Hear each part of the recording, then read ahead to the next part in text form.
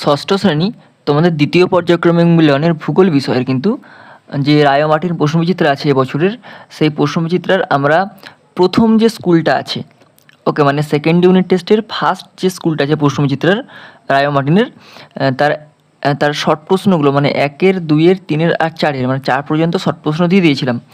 এখন আমরা এই ভিডিওতে 5, 6 আর 7 মানে এই দাগগুলোর বড় প্রশ্নগুলো আলোচনা করব। চ্যানেলে কিন্তু এরকম পরপর ভিডিও পাওয়ার জন্য তোমরা কিন্তু অবশ্যই চ্যানেলটি সাবস্ক্রাইব করে রাখো আর পাশ থেকে বেল আইকনটি প্রেস করে রাখো। 5-এর দাগে দেখো 1 নম্বর প্রশ্ন আছে প্যানজিয়া কি? প্যানজিয়া ও প্যান্থালাসা কি? ওকে, তো প্যানজিয়া দেখো প্যানজিয়া ছিল এক সময়কার একমাত্র বিশাল মহাদেশ, যা প্রায় 300 মিলিয়ন বছর আগে পৃথিবীতে ছিল। সব মহাদেশ একত্রিত হয়ে এই বিশাল যে মহাদেশ গঠন করেছিল, পরে টেকটনিক প্লেটের কারণে এটি ভেঙে বিভিন্ন মহাদেশে বিভক্ত হয়ে যায়, একে বলে প্যানজিয়া। আর প্যানাথালাসা কি? প্যানথালাসা ছিল সেই সময়ের একমাত্র মিশল মহাসাগর, যা প্যানজিয়াকে ঘিরে ছিল। এটি ছিল পৃথিবীর মোট জলভাগের অধিকাংশ অংশ। ওকে, এবার আমরা যদি সারসংক্ষেপে জেনে নিই, দেখো প্যানজিয়া হচ্ছে প্রাচীন যুগের একমাত্র বিশাল মহাদেশ, আর প্যানথালাসা কি? প্রাচীন যুগের একমাত্র বিশাল মহাসাগর। ওকে, এবার দেখো 2 নম্বর যে প্রশ্ন ছিল, 2 নম্বর প্রশ্ন ছিল মেরুজ্যোতি কি? মেরুজ্যোতি কি?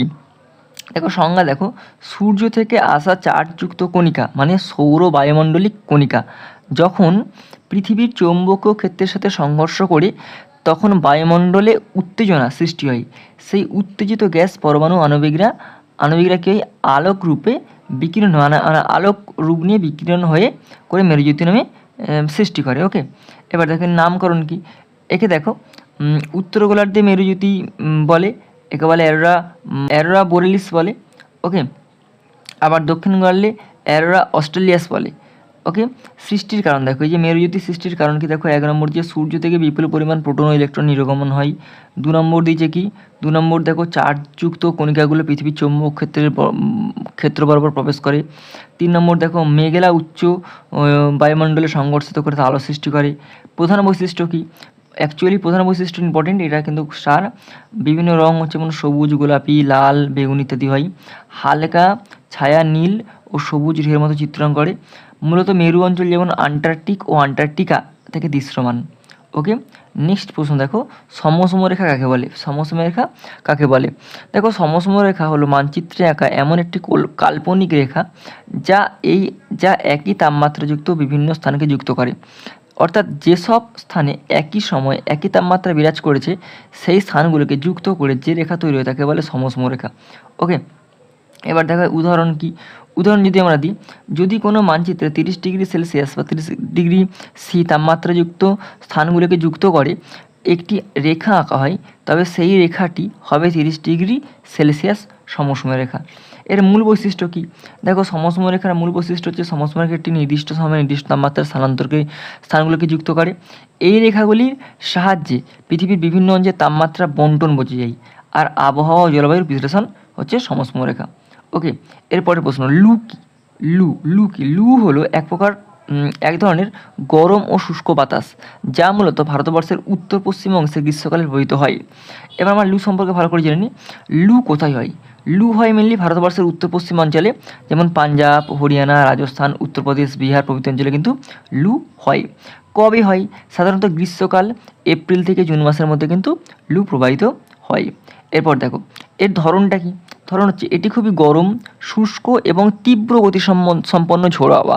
তাহলে এটা হবে খুব গরম, শুষ্ক এবং তীব্র গতিসম্পন্ন ঝোড়ো হাওয়া। তাপমাত্রা কত থাকবে? প্রায়শই থাকবে 45 ডিগ্রি সেলসিয়াস। ওকে, বা তার বেশি হবে। প্রভাব কী হবে? দেখো প্রভাব হবে কি? মানুষের শরীরে ডিহাইড্রেশন বা জল শূন্যতা ঘটাবে। ঘরের বাইরে বেশি সময় থাকলে লু লাগা বা লু স্ট্রোক হতে পারে, যা খুব বিপজ্জনক। পশু পাখি উদ্ভিদের উপর কিন্তু খারাপ প্রভাব ফেলে লু। ওকে, এবারে লু থেকে বাঁচার উপায় কি? বাইরে বেরোলে মাথায় টুপি বা গামছা ব্যবহার করা, পাতলা ও হালকা রঙের জামা কাপড় পরা, বেশি পরিমাণে জলপান করা, আর দুপুরের চরম গরমের সময় বাইরে না বেরোনা। ওকে, এবার নেক্সট প্রশ্ন দেখো, বিশ্ব উষ্ণায়নকের ফলাফল দেখো। বিশ্ব উষ্ণায়নকে দেখো, বিশ্ব উষ্ণায়ন মানে গ্লোবাল ওয়ার্মিং। গ্লোবাল ওয়ার্মিং হলো পৃথিবীর গড় তাপমাত্রা ধীরে ধীরে বৃদ্ধি পাওয়া। এটি মূলত গ্রিনহাউস গ্যাস যেমন carbon dioxide, methane, nitrous oxide প্রভৃতি অতিরিক্ত নিঃসরণের ফলে ঘটে। বিশ্ব উষ্ণায়নের ফলাফল কি দেখো, 1 নম্বর হচ্ছে কি মেরু অঞ্চলের বরফ গলে যাচ্ছে, ফলে সমুদ্রপৃষ্ঠের উচ্চতা বাড়ছে। 2 হচ্ছে কি ঘন ঘন প্রাকৃতিক দুর্যোগ যেমন ঘূর্ণিঝড়, বন্যা ও খরার পরিমাণ বেড়ে যাচ্ছে। 3 নম্বর কি 3 নম্বর দেখো আবহাওয়ার চরম পরিবর্তন ঘটছে, যেমন শীতকালে বেশি ঠান্ডা ও গ্রীষ্মকালে বেশি গরম পড়ছে। 4 নম্বর কি কৃষিকাজে বিঘ্ন ঘটাচ্ছে এবং খাদ্য উৎপাদন হ্রাস পাচ্ছে।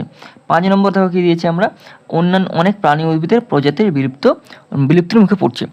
এরপরে দেখো 6 দাগে 2 যে প্রশ্নটা আছে, আবহাওয়া ও জলবায়ুর পার্থক্য লেখো।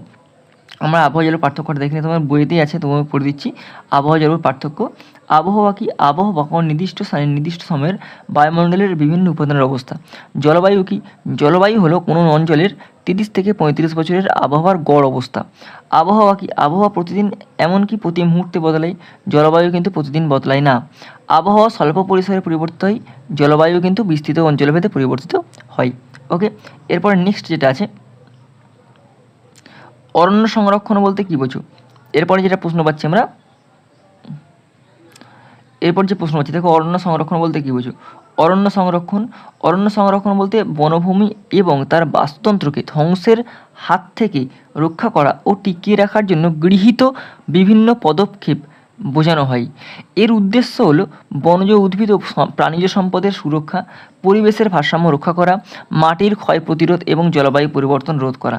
সংক্ষেপে কি বলা হচ্ছে, অরণ্য সংরক্ষণ হলো বনভূমি ও তার জীববৈচিত্র্যকে রক্ষা ও টিকিয়ে রাখার জন্য গৃহীত পদক্ষেপ। ওকে, 6-4 প্রশ্ন দেখো, উদাহরণসহ ভারতের নাতিশীতোষ্ণ অরণ্য ও লবণাম্বু অরণ্যর বৈশিষ্ট্য লেখো। দেখো আমি এর বৈশিষ্ট্য বলছি, দেখো আমি বলে দিচ্ছি। দেখো এখানে দেখো ভারতের স্বাভাবিক উদ্ভিদের মধ্যে দেখো লবণাম্বু উদ্ভিদ আর পর্বত অরণ্য। এর মেনলি বৈশিষ্ট্যটা বলছি, আমরা বৈশিষ্ট্য জানি। দেখো দেখো এইখানে দেখো ঠেসমূল দেখা যাচ্ছে, লবণাম্বু বা ম্যানগ্রোভে কী হচ্ছে ঠেসমূল দেখা যাচ্ছে, কিন্তু এক্ষেত্রে দেখো পাতাগুলি সূচলো হচ্ছে, পাতাগুলি সূচলো হয়,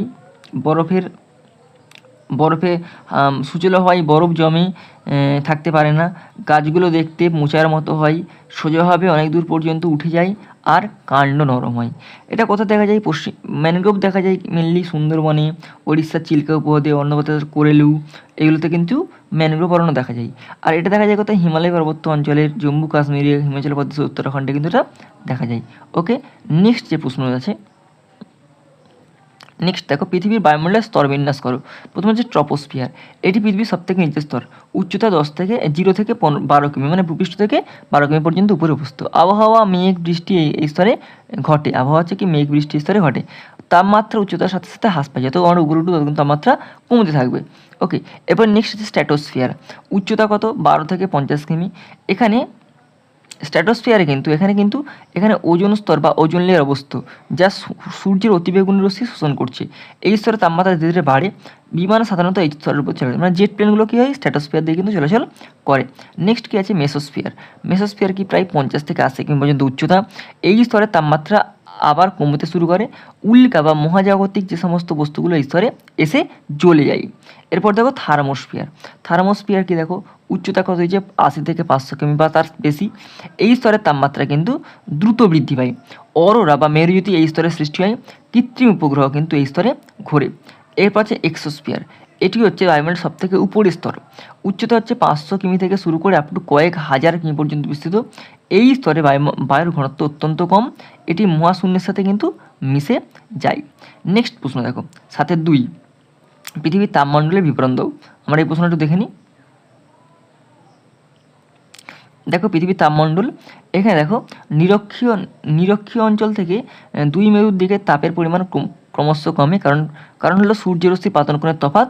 সূর্যরশ্মি পাতনকোণের ভিত্তিতে পৃথিবীকে 3টি তাপমণ্ডল বা তাপাঞ্চল ভাগ করা হয়েছে, একটা হচ্ছে উষ্ণমণ্ডল, একটা হচ্ছে নাতিশীতোষ্ণ মণ্ডল, একটা হচ্ছে হিমমণ্ডল। প্রথম উষ্ণমণ্ডল চলে আসি, নিরক্ষরেখার উভয় দিকে কর্কটক্রান্তি ও মকরক্রান্তি রেখার মাঝের অঞ্চল হল উষ্ণমণ্ডল। সূর্যরশ্মি সারা বছর লম্বা হয়ে পড়ে, পৃথিবী পৃষ্ঠ সবথেকে বেশি উত্তপ্ত হয়। এরপর নাতিশীতোষ্ণ মণ্ডল কী আছে, কর্কটক্রান্তি রেখা থেকে সুমেরুবৃত্ত এবং মকরক্রান্তি রেখা থেকে কুমেরুবৃত্ত রেখার মাঝের অঞ্চল হচ্ছে নাতিশীতোষ্ণ মণ্ডল। এইখানে সূর্যরশ্মি তির্যকভাবে পড়ায় এখানে উষ্ণমণ্ডলের তুলনায় কম উত্তপ্ত হয়। হিমমণ্ডল কি? সুমেরু বৃত্ত থেকে উত্তর মেরু এবং কুমেরু বৃত্ত থেকে দক্ষিণ মেরুর মাঝের অঞ্চল হচ্ছে হিমমণ্ডল।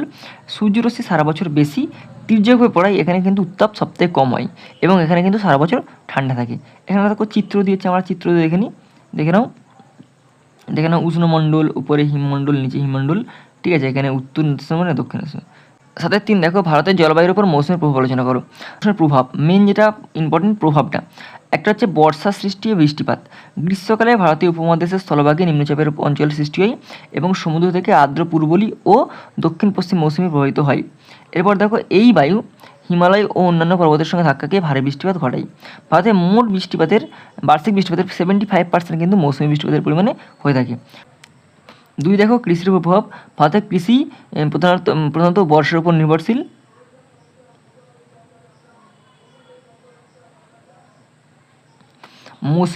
মৌসুমী বৃষ্টিপাত ভালো হলে ধান, আখ, জোয়ার, বাজরা ইত্যাদি ফসল ভালো হয়। বর্ষা অনিয়মিত হলে খরা বা ফসলের ক্ষতি এবং খাদ্যাভাব দেখা দেয়। এবার দেখো নদ নদী ও জলবায়ু নিয়ন্ত্রণ। বর্ষাকালে ভারী বৃষ্টির ফলে গঙ্গা, ব্রহ্মপুত্র, গোদাবরী, কৃষ্ণা প্রভৃতি ইত্যাদি নদীতে জলপ্রবাহ বৃদ্ধি পায়, বন্যার সম্ভাবনা বাড়ে। আবহাওয়া ও তাপমাত্রার পরিবর্তন। দেখো বর্ষাকালে বৃষ্টির ফলে তাপমাত্রা কমে যায় এবং আর্দ্রতা বৃদ্ধি পায়। শীতকালে মৌসুমের প্রভাব বায়ুর দিক পরিবর্তন হলে ঠান্ডা এবং শুষ্ক আবহাওয়া বিরাজ করে। আঞ্চলিক বৈচিত্র্য সৃষ্টি।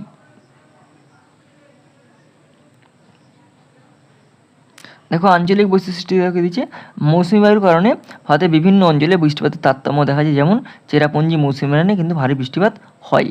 এরপর দেখো 7-4 যে প্রশ্ন, দেখো অরণ্য আমাদের বন্ধু, বক্তব্যটি ব্যাখ্যা করো। দেখো ওই যে অরণ্য আমাদের বন্ধুটা ভালো করে লক্ষ্য করে দেখো অরণ্য আমাদের বন্ধু। 1 হচ্ছে কী দিচ্ছে, কার্বন ডাইঅক্সাইড শোষণ করে বাতাসে অক্সিজেন যোগ দিচ্ছে। 2 হচ্ছে দেখো বৃষ্টিপাত ঘটাতে সাহায্য করেছে। 3 দেখো এখানে বন্যা ও খরা নিয়ন্ত্রণ করছে।